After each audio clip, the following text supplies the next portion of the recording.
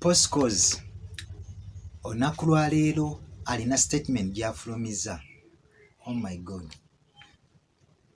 Postcos ategeezezza club ya Arsenal tagiraba mu teams ennya ezigenda ovuganya ku kikopo kya Premier League season ejja.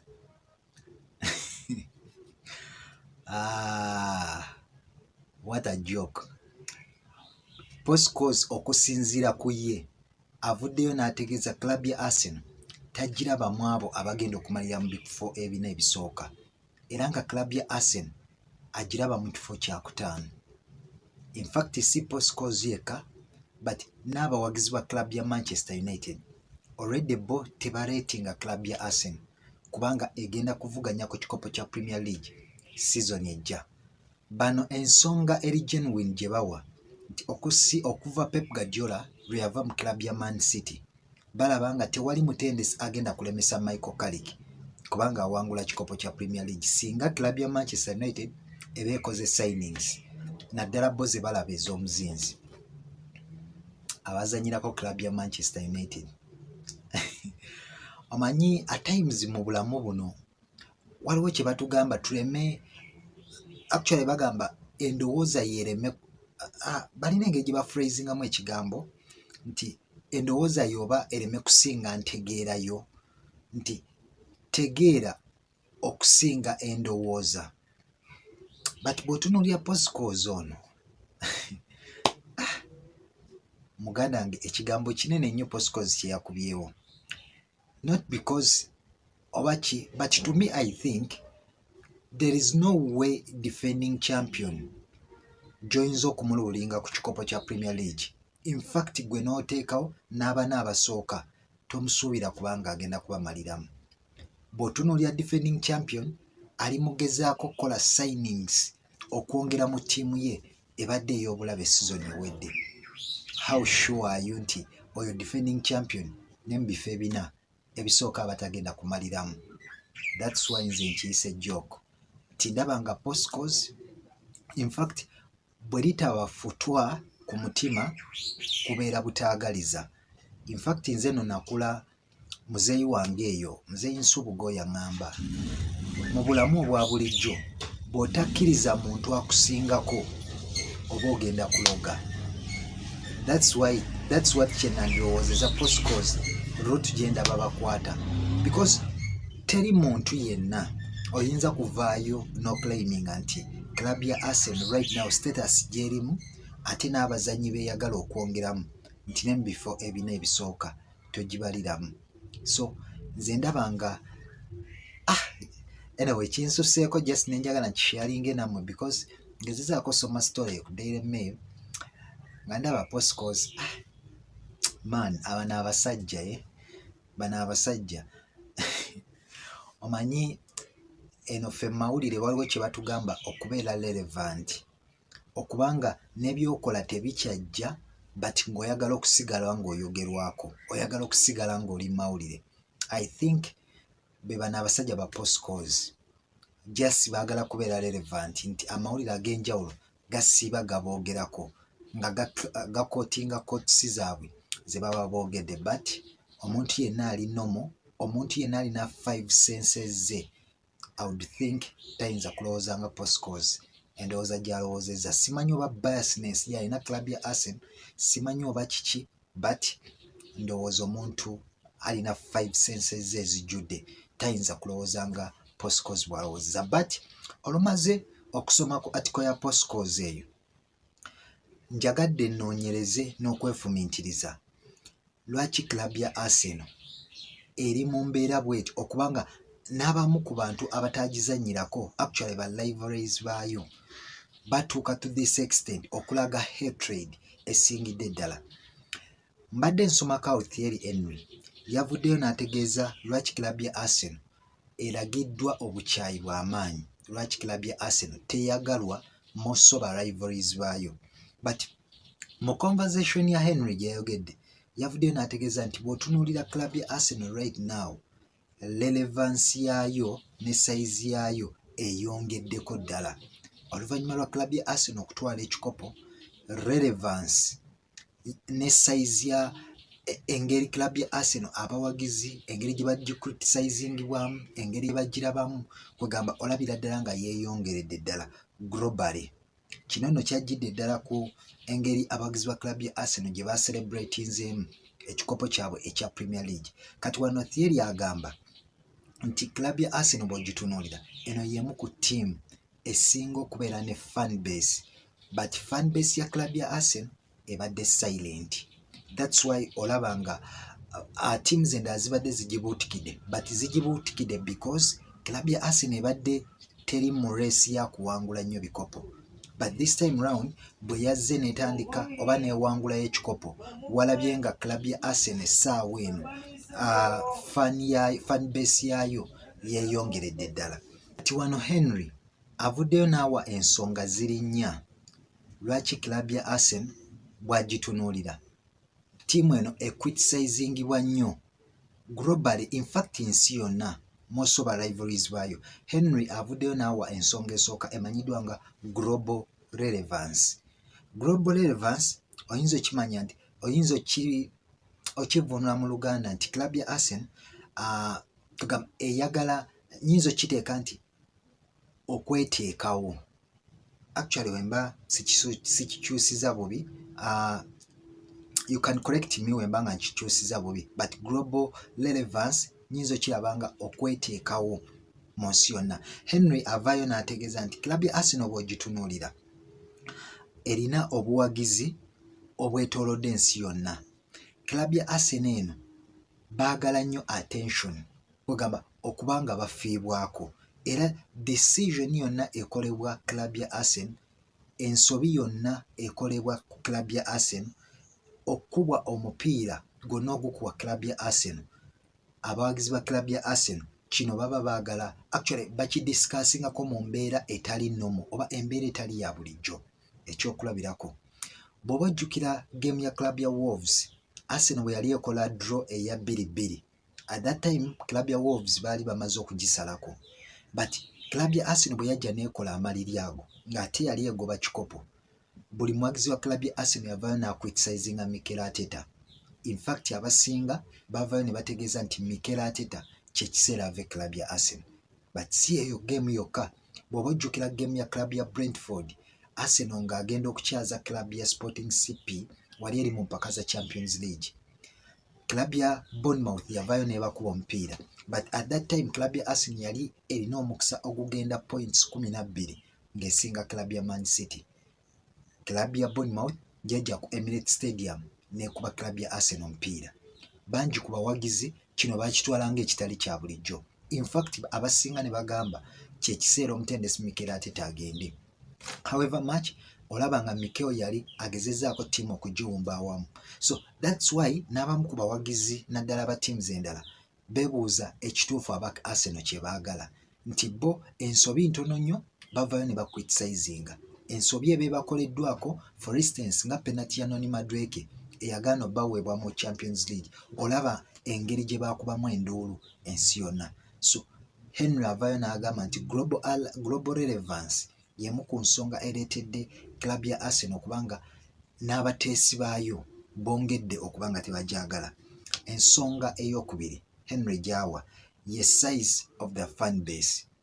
Kino nno kyakonfamingiddwa club ya Arsenal yakoze parade yaayo wali eri mu kibuga London. Abawagizi 1.5 be bazze ku nguudo z'ekibuga London okucelebratinga ekikopo kya club ya Arsenal. Ebungereza teri ttiimu yonna yali ekozeko parade n'ereeta abawagizi abangi we bati.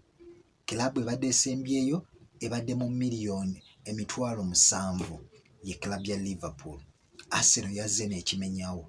Ate nga bw'otunuulira n'abawagizi abali mu nsi nga ku continent nga Africa, abali ku Asia, abali eri mu Atlantic mu America, South ne North America, olabira ddala ng'era nayo abawagizi ba club ya Arsenal baadde baselebratinga. So fan base eno eyeeyongedde, in fact ebadde temanyiddwa nti Arsenal ina fan base eno, nakyo kyayongedde okukanga ba rivalries baayo. Abasinga ne bavaayo ne bagamba nti club ya Arsenal esusiza nnyo, in fact esusiza nnyo okutijja, era kya creatinze debate wakati w'abawagizi abo okubanga bavuddeyo ne balaga essanyu olw'okuwangula ekikopo oluvannyuma lw'emyaka 22. So olabira ddala nga neeyo emu ku point Thierry Henry gye yavuddeyo naawe wali eri ku sayidi ya club ya Arsenal. Ensonga ye eyokusatu yataddewo fear and obsessions.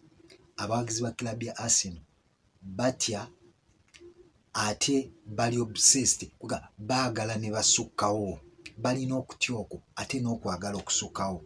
Kino Henry akigambye, actually akirireetinze ku celebration oba engeri gye baakubiddwamu mu mpaka za Champions League. Criticism eyavuddeyo ng'eva mu bawagizi ba Arsenal yeyo fear abasinga gye batya. Bw'otunuulira criticism eyavaayo nga club ya Arsenal akubiddwa club ya Man City ku final za Carabao Cup, yeyo fear abawagizi ba club ya Arsenal gye batya. Kyokka bw'otunuulira obsessions nti abawagizi ba club ya Arsenal bw'obatunuulira nti bwe baawangudde ekikopo baayagadde ne basukkawo, baajaganyiza ne basukkawo. So Henry avuddeyo n'eyo ensonga n'agipointing out mugezaako okulaga lwaki ba rivalries abasinga club ya Arsenal bongedde okulaga nti tebagyetaagira ddala. Then n'ensonga esembyeyo Henry gy'awadde yemanyiddwa nga back the winning ways. Arsenal okuva emabega ekyebikopo okuwangula ebadde formula eyo tegiriimu nnyo, but bw'olaba Mikel Arteta ne Andrea Barta enzimba gye bazimbyemu ttiimu ya club ya Arsenal tebalowooza kuwangula kukoma ku liigi eno gye baatutte, but ne liigi ezijja oba liigi nga 5 nga bongera kuwangula buwanguzi. So olaba nga enzimba eno eyongedde creatinga fear mu ba rivalries. That's why olaba fan base z'aba rivalries baayo ate babeera buli kiseera bacriticising club ya Arsenal, not because nti team ya club ya Arsenal eri awo esaagamu, but enzimba gye bagizimbye ekulaga nti eyagala kuwangula buli kimu ekigisala mu maaso. So Thierry Henry aliko captain wa club ya Arsenal bw'atyo bw'avuddeyo n'ategeeza nti club ya Arsenal lwaki ba rivalries baayo tebakyagyetaaga, z'ensonga ezo 4 zasobodde okuba nga awa. Nsuubira nti naawe ensonga ezo osobola ozitunulamu oba osobola naawe ogendaawo Google yo n'ogikyalira n'oteekamu ekibuuzo ekyetoolera ku Henry comments ze yakoze ku club ya Arsenal, lwaki ttiimu tekyayagalwa. Nsuubira nti naawe ensonga ezo bajja kusobola okuzikuleetera naawe osobola okuzisoma era oyongere okuzinnyonnyoka obulungi.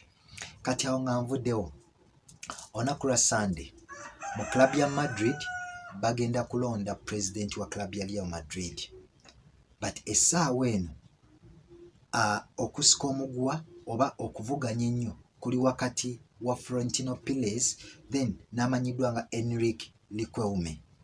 Bano ababiri baagala kulondako president wa club ya Madrid omujja. Jjukira club ya Madrid yagenze season ey'okubiri nga terina major trophy yonna oba kikopo kyewangula. Kino nno kinene nnyo club ya Madrid enzimba gyezimbiddwamu ku winning ways Madrid kwezenga eteekebwa. Kati kino kye kireesewo okuvuganya wakati wa Florentino Perez n'ono omwami amanyiddwa nga Enrique Riquelme. But amawulire agasinga okubeera entertaining agali mu race eno agabaddeyo,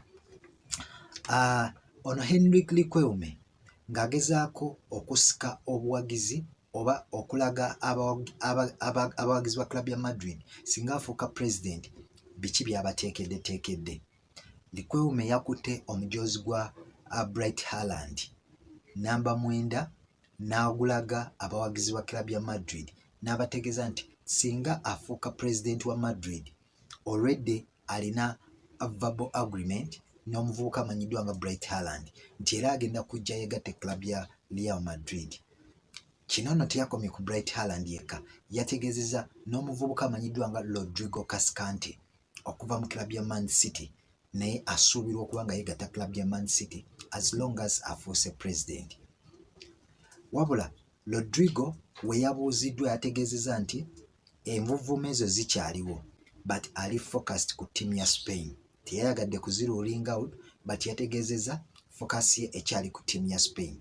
Then ye Bright Haaland camp ye yavuddeyo neetegeeza nti akyali mu mativu wali ali ku club ya Real Madrid, but Riquelme yayongeddeko n'ategeeza nti singa afuuka president Madrid agenda kugireetera Jurgen Klopp ng'omutendesi era baamala dda okutuuka ku nzikiriziganya singa abanga afuuliddwa pulezidenti wa club ya Madrid. Kati Florentino Perez n'avaayo n'ategeeza alaba ebisuubizo bino just ono Riquelme asuubiza busuubiza. In fact David Ostein olwaleero avuddeyo n'awandiika ebbaluwa n'awandiika eggulire n'ategeeza nti club ya Man City etegese okugenda okuwaabira club ya Madrid oba okuwaabira amanyiddwa nga Enrique Riquelme okozesa ekifaananyi oba erinnya lya Bright Haaland mu kugezaako okampeininga okufuuka pulezidenti wa Madrid. Man City egamba nti bw'otunya Haaland akyalina endagaano ku club ya Man City, so ttiimu endala oba omuntu omulala okozesa erinnya lya Haaland nga tafunye lukusa kuva mu club ya Man City, kino kivayoletinga amateeka g'omupiira.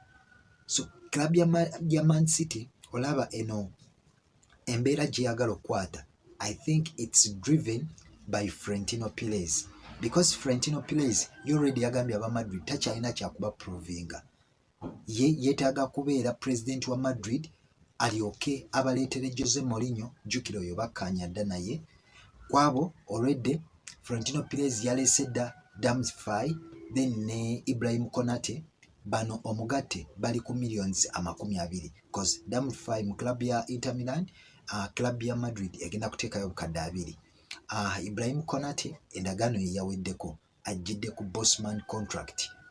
Kati Florentino Perez ayongera n'abategeeza nti omuvubuka amanyiddwa nga Ricardo Calafiori okuva mu club ya Arsenal already Jose Mourinho yamutuukiridde n'amugamba yeetaaga signing ya Ricardo Calafiori.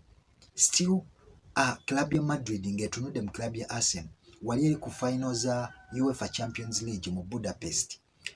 Omuvubuka amanyiddwa nga Declan Rice we yali azannya already Florentino Perez yaliwo. Amawulire gavayo ne gategeeza nti highlight ya club ya Real Madrid yategeeza dda Florentino Perez okusayininga omuzannyi amanyiddwa nga Declan Rice okubanga bamuleeta midfield ya club ya Madrid. However, Declan Rice endagaano ye kyabulako emyaka egijjudde 2 era club ya Arsenal bali mu nteekateeka ezimuwa endagaano empya wali eri club ya Arsenal. Still Jose Mourinho yabategeezezza nti yeetaaga Gabriel Magalhaes okubanga amutwala wali eri club ya Madrid, but club ya Arsenal ekyali reluctant tennaba kulowooza na kyakutunda muvubuka amanyiddwa nga Gabriel Magalhaes because ne season ewedde yateekako omukono ku ndagaano emyaka 5 ng'akyali muzannyi wa club ya Arsenal.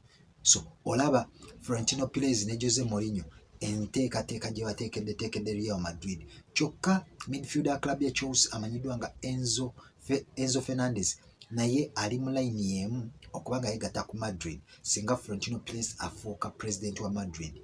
Kwoteeka n'omuzannyi amanyiddwa nga McAllister, Josko Vardio okuva mu club ya Man City ono ne Bayern Munich emwetaaga, kwoteeka omuzannyi amanyiddwa nga Ibrahim Konate.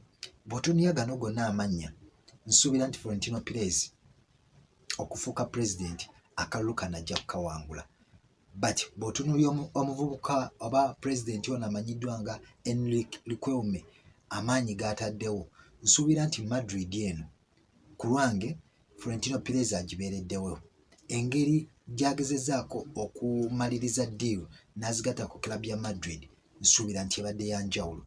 Bw'otunuulira La Liga kati y'emu ku league ezisinga okuba nga tezirimu ssente, not because club ya Barcelona yokka yetalina ssente, but ne club ya Real Madrid ensimbi tezirina. But tunuulira engeri Florentino Perez gy'azze akolamu transfer ze.